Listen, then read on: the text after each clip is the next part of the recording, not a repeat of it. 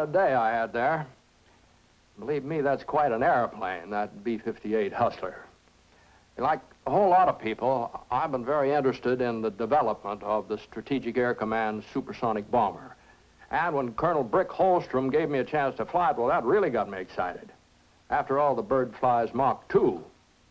Now, Mach 2, that's 2 times as fast as the speed of sound. Oh, they made me a member of the club. The B-58, in its brief history, has won just about every trophy and set just about every world record for high-performance aircraft there is. It's a far cry from this. I flew B-24s World War II. And as a reserve officer, I've had a chance to watch the development of a lot of fine airplanes. And believe me, we've had some great ones. Real champions. But here's the new champ. We call it the champion of champions. Now, this airplane has already won the Thompson, the Blériot, the Bendix, the McKay, and the Harmon trophies. It set 14 world's records in international competition. That's a performance unequaled in the annals of aviation. Now, don't get the idea that it's just a flying hot rod. The B-58 is a SAC medium bomber. 2 wings, the 43rd and the 305th, are operational. And some of their airplanes are on alert right now, ready to strike enemy targets. Like those before it, the B-58 was developed to do a job for the Air Force no existing weapon system could do. And that job was and is a grim one. Total destruction of any enemy aggressor, anywhere on the face of the earth, delivered at supersonic speeds with man-bomber accuracy. Now, very early, its unique performance convinced the Air Force it could do what they expected it to. And in a variety of ways. This Delta wing, for instance, because of it, SAC can launch high speed on the deck missions. But let's get that projector going again, and I'll show you some of the film I clipped. For low-level flying, the Hustler's strictly in a class by itself. This was proved very early when a test pilot flew one from Texas to California at nearly the speed of sound, never more than 500 feet above the ground. A mission that would shake the wings off conventional bombers. You can see the importance of this. It can sneak under enemy radar nets. If you can't find it, you know, you can't hit it. Now, there are no records or no trophies for on-the-deck capability. But should a crew ever need this in combat, it could mean mission success, something of far greater importance to them and to all of us.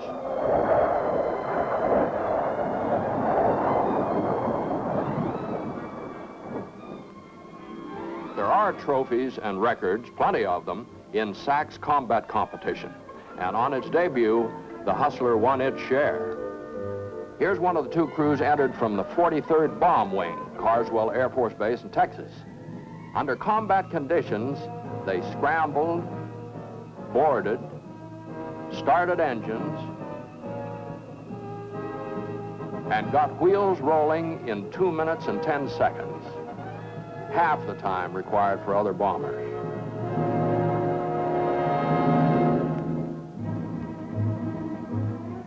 Taking off at sundown on 2 successive evenings, a lone B-58 competed against 12 other bombers, and when the results were in, its crew had racked up the best score for both high and low altitude bombing. General Thomas S. Power awarded trophies to Major Harold E. Confer, the winning pilot, and his crew.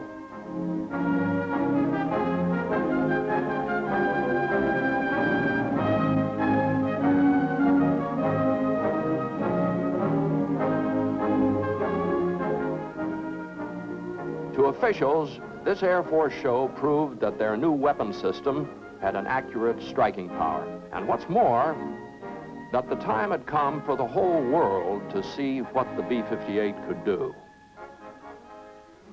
6 international speed records. This is what they went after first. 2 laps had to be flown around a closed course of 1,000 kilometers, about 1,243 miles, carrying a 4,000-pound payload. Here's the three-man crew from the 43rd Bomb Wing. Major Henry J. Dutchendorf, the first SAC pilot to fly the B-58, by the way, and Captain William L. Polimas, navigator, Captain Raymond R. Wagner, defense systems operator. Accurate radar data played a large part in certification. That's the crew's commanding general, Nils Oman, standing at the tracking board with the official judges of the race from the National Aeronautics Association. Chase planes, some of our fastest fighters, also carried judges. They could catch up for a quick look, but they couldn't keep up. But on the ground, the tracking instruments were A-OK, ready to go. 4 miles out. 3, 2, 1,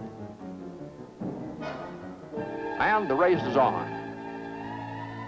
NAA officials time it, watch its climb, and a sonic boom as the bomber rips the air. Like an arrow some Indian god might have shot to make it thunder.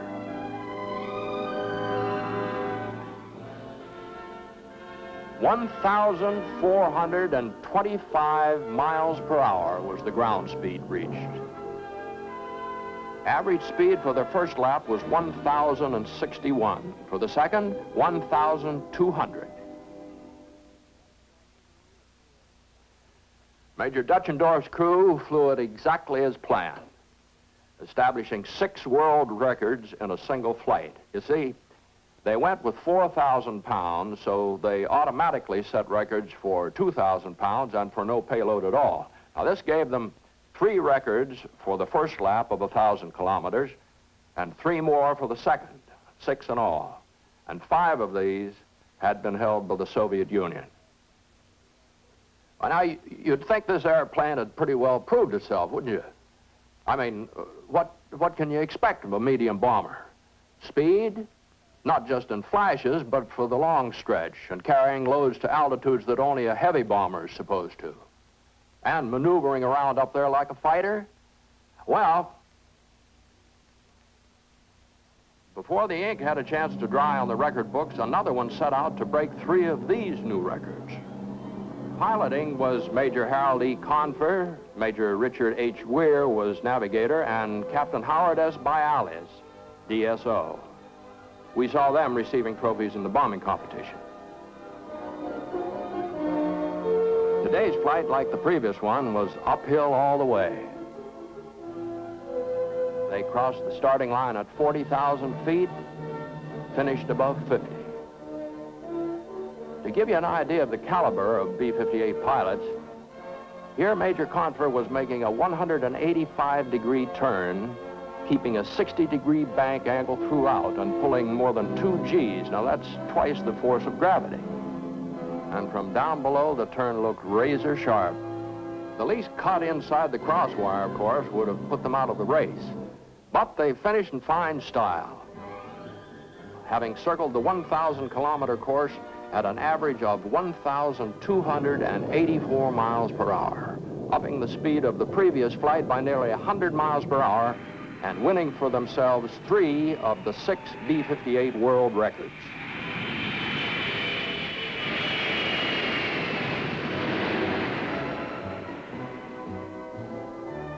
To the men of the 43rd, it was all one.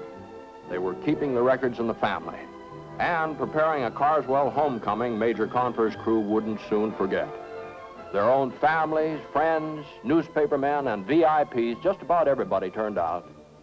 But who wants to see VIPs or reporters at a time like this, The Thompson Trophy was awarded to Major Convair's crew for speed supremacy and, perhaps just as important, for practical maneuverability in the air. Now, the Thompson Trophy was one we'd all heard about, of course, and respected. But even the few racing buffs who had heard about the next one, the Blériot Trophy, well, they felt that no one short of Buck Rogers would ever win that one. Louis Blériot, the pioneer French aviator, first offered the trophy in 1930, the era of Lindbergh, at a time when an airplane would need to fly at least 10 times as fast as the Spirit of St. Louis just to qualify. But Blériot the visionary, he looked for an airplane to come along, perhaps in his own generation, that could fly 2,000 kilometers per hour and hold that speed for 30 minutes. Now, if somebody had asked me 30 years ago if I thought so much progress was possible, I'd probably have said, well, I wouldn't bet on it. But not Monsieur Blériot. He made the bet. And 31 years later, well, let's see how it was won. The run was made over a closed course of 669 miles, starting at Edwards Air Force Base in California and reaching points in Arizona and Nevada. The ground crew had done their part, and taking care of a sophisticated bird like this is no job for a shade tree mechanic.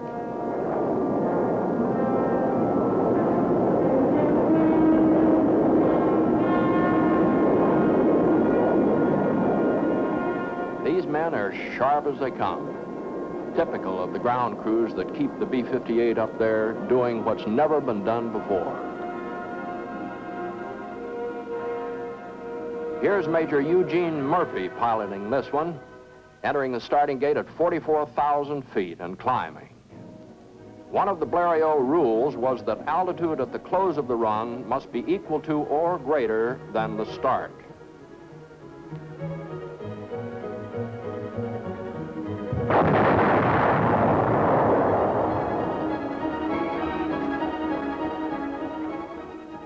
Major Murphy checks with his defense systems operator, Lieutenant David F. Dickerson. On a flight like this, the DSO helps the pilot handle problems of Mach and fuel transfer so the center of gravity stays exactly right. They're coming up on the final turn and the roughest, Lone Pine, California, at the foot of Mount Whitney. The pilot gets a reading from his navigator, Major Eugene F. Moses. Round they go. 93 degrees at Mach 2, and then the home stretch.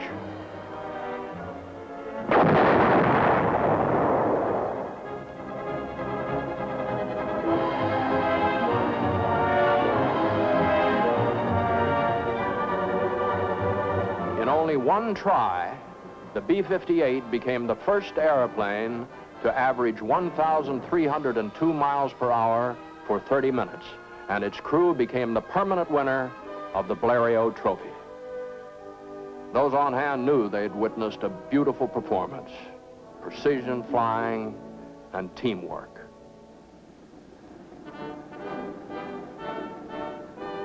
In Paris at the award presentation, Madame Blériot, the widow of the donor, stood with the crew, and her presence signified that her husband's vision had indeed been fulfilled, even in his own generation.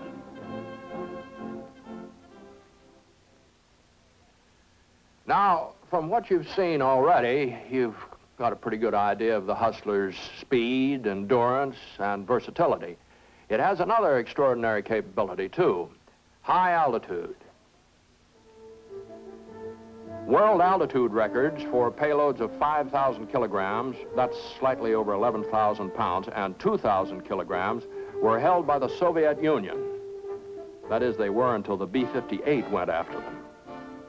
They were then claimed for the United States by a crew from the Air Force Systems Command, which does flight testing for the Air Force.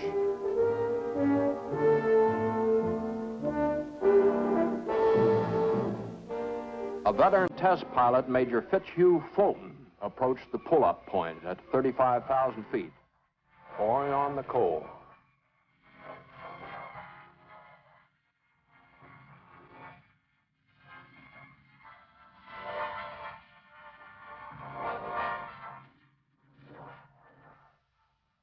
Still going, and already they've broken the Soviet records.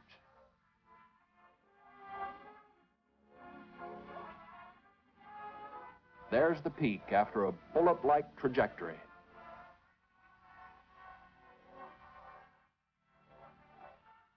That's 16.5 miles high. On-the-spot certification was made by the National Aeronautics Association, just as on all previous record flights. Their figures were verified later by the Fédération Aéronautique Internationale, Paris, France, as 2 official world records.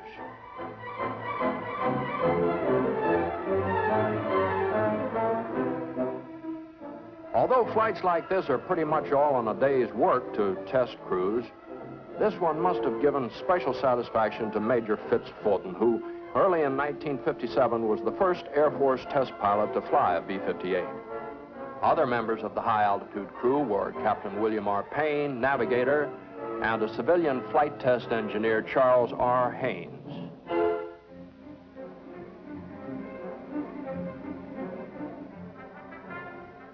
At headquarters SAC, the code name Operation Heat Rise was given the next event. The B-58's round-trip flight from Los Angeles to New York, which added 3 more world records to its list, and the Bendix Trophy. For over 30 years, the Bendix Free-for-All Transcontinental Speed Race has been a proving ground for the newest and the fastest.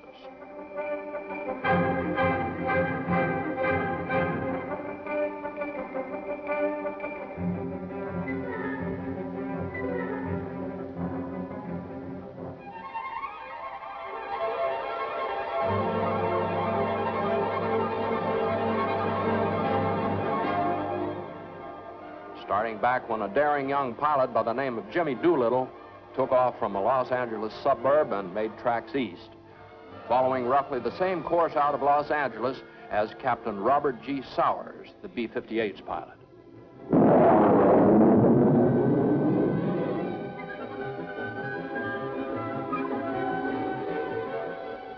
Here's the navigator, Captain McDonald, and the DSO, Captain John T. Walton. Almost as fast as you can read their names, the B-58's over them and gone. People knew it was up there all right, including some who had never heard this kind of thunder before. You see, most supersonic training missions are flown in special corridors away from heavily populated areas. But today, SAC sent it right over Sky Route 66. At mid-country, the bomber slowed down to 500 miles an hour and took on fuel. Now, talk about having flying down to a fine art. Now, just watch this hookup.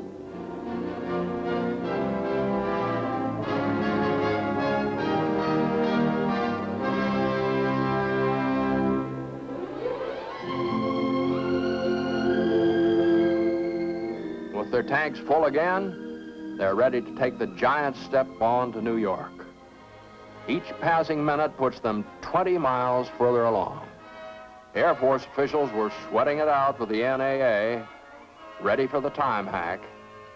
And high overhead, an official waited to make an eyewitness validation of the finish.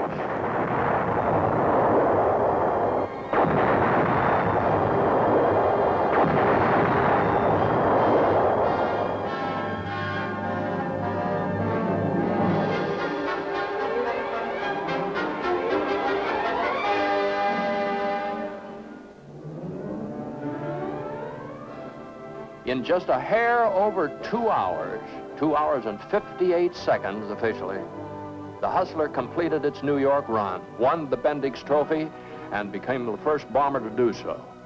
But this was just half the story. Turning around, the crew headed right back for Los Angeles, trying to beat the sun's westward track across the country. Such greats as John Glenn had tried the sun run without success in manned aircraft.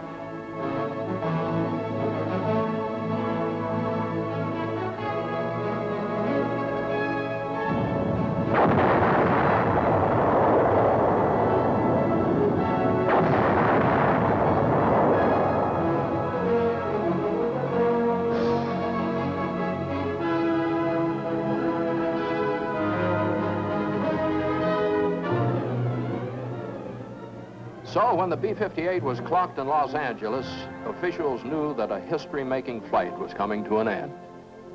the sun had been challenged and beaten by 41 minutes.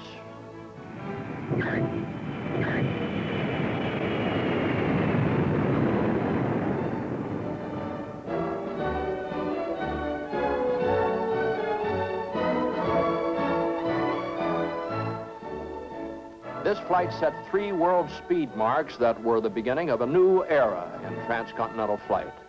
LA to New York in just over 2 hours, New York to LA in 2 hours and 16 minutes, and a round trip in 4 hours and 41 minutes.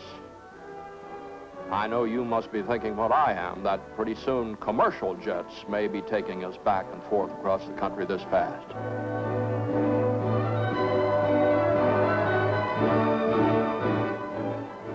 Immediately after the flight, the Bendix Trophy was presented to Captain Sowers, McDonald, and Walton, and the Distinguished Flying Cross was awarded them by General Thomas S. Power. Now, in watching these flights, we don't want to lose sight of something I only touched on, and that is, with the exception of the high-altitude run, these records and trophies were won by SAC combat-ready crews flying combat-ready bombers. But peace is SAC's profession, and part of their strategy has been to keep the peace by showing everyone, everywhere, this weapon's capability. If there'd been any questions about its intercontinental range, these were answered once and for all in Paris. At the famous Le Bourget field, a highlight of the International Air Show came when a hustler touched down after spanning the North Atlantic at an average speed of 1,089 miles per hour.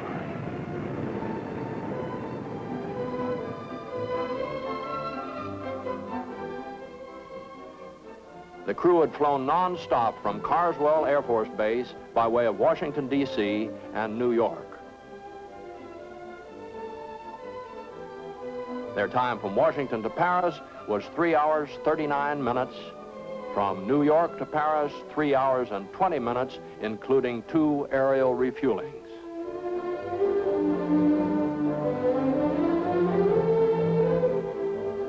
They called this one the Lindy Hop, a flight that ended on the exact spot where Charles A. Lindbergh had cut the engine of the Spirit of St. Louis. This gesture was deeply felt by all. Overseas newspapers said that this flight had done as much as anything in recent years to enhance American prestige abroad. Major William R. Payne was the pilot. Captain William L. Palimas was navigator, and Captain Raymond R. Wagner, DSO. Their time from Washington to Paris and from New York to Paris added 2 more to the string of official B-58 world records, making it 14 in all. How was the flight? Routine, they say. Routine. Meaning that in many ways, the Atlantic crossing was like the training missions being flown every day by SAC. But in other ways, of course, as they themselves knew when they got together around the Lindbergh plaque, their Lindy Hop was anything but routine. It was, in fact, recognized by the Air Force Chief of Staff as the most meritorious flight of the year, and for it, they received the McKay Trophy. Further recognition came with the award of the Harmon Trophy. In a White House ceremony, President Kennedy personally honored the pilot for outstanding contribution to aviation. For outstanding contribution to aviation and peace in our time. Well, I guess that just about sums up the story of the B-58 force. It's a success story. 14 international records and 5 major trophies won by the only bomber in the free world that's operational at supersonic speed. Now, it may never be used in anger. We hope and pray it never will. But if it is, the Strategic Air Command's B-58 force has the airplane to do the job.